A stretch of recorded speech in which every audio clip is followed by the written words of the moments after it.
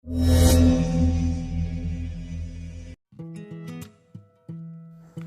semuanya, berikut ini adalah media mengajar bahasa Indonesia untuk SD atau madrasah kelas 6. Mari kita mulai bersama-sama.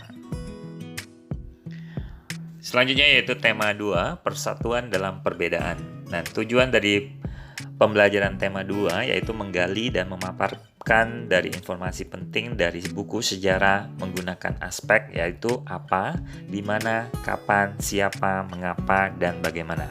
Nah, baik itu secara lisan, baik itu tertulis dan visual, serta memperhatikan penggunaan kosakata baku dan kalimat efektifnya.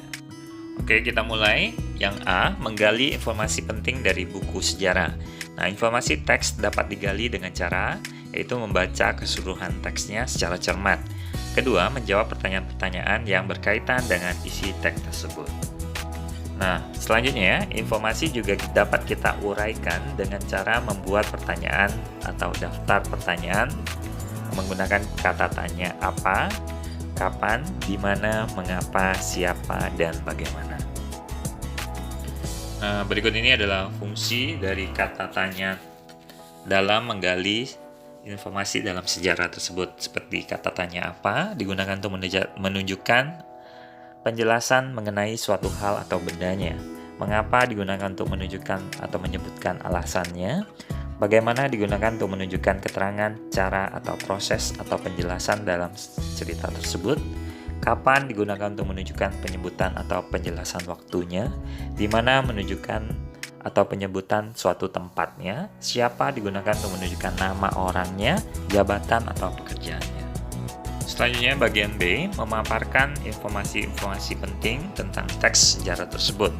Nah, informasi penting teks dapat disampaikan dengan membuat daftar pertanyaan dan menyajikannya melalui peta pikiran seperti contoh berikut ini ya.